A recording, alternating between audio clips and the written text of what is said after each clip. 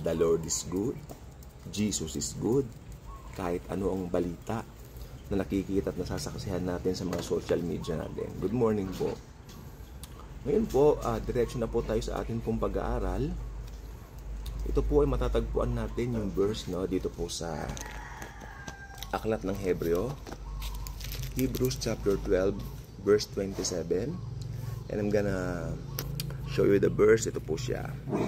Hebrews chapter 12, verse 27. Ito po. Now, this, yet once more, indicates the removal of those things that are being shaken as of things that are made. Ayan.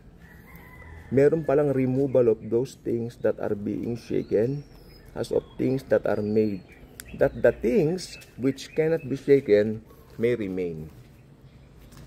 Ang isang totoong mananampalataya, mawala man ang lahat sa Kanya, basta nasa Kanya si Jesus, mayaman pa rin siya.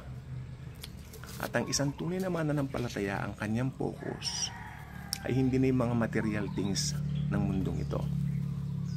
Isipin mo to, maski ikaw pang pinakamayaman na tao sa buong mundo, pero hindi mo kilala si Kristo, hindi mo kilala ang Panginoon, wala ring kwenta ang lahat, sapagkat sa isang iglap pwedeng mawala sa iyo ang lahat. Sa kabilang banda, pag Kristiyano ka, ako naniniwala ako, pinoprotektahan tayo ng mahal na Panginoon. Pero hindi itong mundong ito ang ating tahanan. Alam natin na Jesus is our helper. Tulad na sinasabi ng Hebrews chapter 13, verse 6. So we may boldly say, the Lord is my helper. I will not fear what can man do to me. Yun. Pinapakita po rito sa mga verses na ito na ang Diyos, siya lamang po ang tanging sandigan natin. Only Jesus is our rock. Hindi mo pwedeng maging rock ang economy sapagkat ang ekonomiya ay nagbabago. Ang ekonomiya hindi stable. Maganda ngayon, pangit bukas, kadalasan nga pangit hindi ba? Kaya kung gumanda talaga nag-i-invest na yung mga investor. Kasi nga hindi ganun kaganda lagi. Kaya dito sa mundong ito, sana alam nyo, mga Kristiyano, wag lang tayong basta nagbabasa ng social media. Obserbahan natin, ano ba yung sinasabi ni Jesus sa atin? Sa akin, anong sinasabi niya? Ito, sasabihin ko po sa inyo. Kasi we have the Spirit of God. We Christians, we who put our faith in the finished work of Christ, we who believe that Jesus alone is the only way to heaven. Ito ang sabi ng Panginoon sa Spirit. Yung mga bagay na nayayanig, mayayanig. Pero yung mga bagay na hindi nayayanig, mananatili. Biblical po yun. Okay? Ito po ay bumulong sa akin habang ako po ay naliligo kagabi. Kaya sabi ko, Lord, thank you. Again, nagpasalamat ako sa Kanya. At least, na-born again ako. At least nakilala ko po kayo. Kaya kita po ninyo yung mga walang Kristo sa puso. Takot na takot. Karamihan, Lord, Lord, pag lumilindol. Pero kapag wala namang lindol, BSDU, balik sa dating ugali.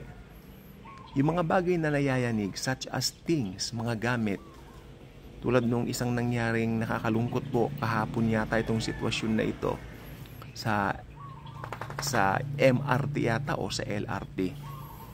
Meron pong isang teenager, no? Hindi ko alam, mama na siguro yun, siguro nasa 20 plus, no? Nawalan po siya ng iPhone 14 Pro Max. Alam niyo po bang halaga nun? Yung iPhone 14 Pro Max na yon, nagkakahalaga po yun ng 100,000 mahigit. Nawala po niya. Sa tingin ko parang binayaran niya yun ng matagal na panahon. Makinig po mabuti, importante ito. Binayaran po niya yun ng matagal na panahon at halos manlumo siya. Nakita ko po yung reaction niya sa Facebook. Nakakaawa po. Nanalangin ako, Lord, sana may balik sa kanya yung phone niya kasi pinaghirapan naman niya, kanya naman po yun. Pero may bumulong sa akin sa spirit na tawag dito, yung mga bagay na pinupurso natin, mga cellphone, mga magandang bagay, mamahaling gadgets, mamahaling kotse, lahat yan na yayanig. Ibig sabihin pwedeng mawala sa isang iglap. Kaya mas maganda, ipanalangin mo kay Jesus ng proteksyon. Pag umpisa pa lang, Lord, dahil mahal mo ko, hindi mo pababayaan maski mga gamit ko. Hindi ko lang po alam kung believer si Kuya na nawalaan ng cellphone. Hindi ko lang po alam. Pero I hope maibalik po yun sa kanya. Kasi kanya naman po yun. No? At dapat niyang ma-enjoy yun. Kasi sa kanya naman po yun. Hindi po dapat makuha ng kawatan yun. Okay? Talagang nakakalungkot po. Tapos, ayan. Yung mga bahay na malalaki, mga gusali, yung Robinsons, nakita ko po, gumanon, bumagsak lang nung lumilindol. Hindi po ba? Sa isang iglap, as in, Natatandaan nyo nung kapanahunan ng mga ilang months ago, nagbabagsakan yung mga eroplano, isa pa yan. Isipin nyo po yan. No? Lahat ng mga bagay sa mundo kung tutusin, very fragile, very delikado. No?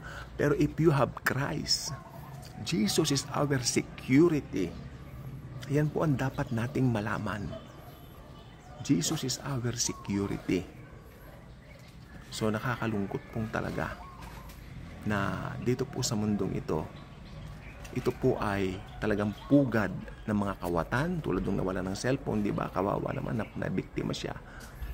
Tapos pugad ng mga kurap. Kung usapin sa gobyerno, wag niyo kalilimutan yan. Pugad din ito ng mga walang interes sa Diyos. Puro mga pasarap sa buhay ang alam. Hindi ko kinokondem naman po yan, pero pag sobra naman po, talagang sasabihin ko na po. Meron po kaming kapitbahay, puro ganyan. Puro pasarap sa buhay, puro pasarap ang alam. Walang interes sa Diyos. Walang interes sa Diyos. I'm telling you this. Naasar lang po kasi ako kasi mahirap pong ipasok ang ebanghelyo maya-maya parang hindi siniseryoso. Ayaw ko po ng ganon, pero talagang ganon eh. 'Di ba? Yun, hindi tayo mismo, tayo mga nangangaral, hindi tayo siniseryoso. Why? Dahil sa kanila katatawanan ang pangangaral ng cross. Nakalagay po sa 1 Corinthians chapter 1 verse 18. Sa kanila ay kahangalan ang pangangaral ng krus ni Kristo, pero sa atin ng mga naliligtas, ito ay kapangyarihan ng Diyos. This is the very power of the Lord. Itong panahon na ito, mga lindol na ito, sino ba ang ating author? Sino ba ang finisher ng faith natin? Walang iba kundi si Jesus. Sabi ng Hebrews chapter 12 verse 2, looking unto Jesus. Ito ang gawin natin ngayon. Tumingin tayo kay Jesus. Looking unto Jesus, the author and finisher of our faith, who for the joy that was set before him endured the cross, despising the shame, and has sat down at the right hand of the throne of God. Siya po ang pag-asa natin. Sabi ng Bible, looking unto Jesus. Inuutusan tayo ng Bible na tumingin lamang kay Kristo. Kesa tumingin ka sa kung ano-ano, sa cellphone, sa gadget, tumingin ka sa mga celebrities. Ako madalas ko po sinasabi sa inyo mga bagay na ganyan dito. Di ba? Let's focus on Jesus Christ. Dahil si Jesus hindi ka iiwanan. Nakakatawa po, nakakanawang, nakakalungkot. Ang mga tao, nakaset ang mind sa kapwa-tao. Nakaset ang mind sa mga bagay na fragile. It's time. Yung mga lindol na yan, hindi lang po basta lindol yan. May sinasabi ang Diyos sa bawat isa po sa atin. Okay? At ang sinasabi ng Panginoong Jesus ay, be born again. Believe in me and I will give you eternal life. Yan ang sabi ni Jesus Christ. Seryosohin natin si Jesus. Hindi po biro ang bigla kang mawala. O dati sabi natin baka maiwan ka ng rapture. Ngayon, ayan, ayang lindol, kabila. Ang kamatayan dumarating. Parang isang magnanakaw din ang kamatayan. Pag namatay ka ngayon church age, wala kang Kristo, tegi ka na, tepok ka na, wala nang pag-asa. Kaya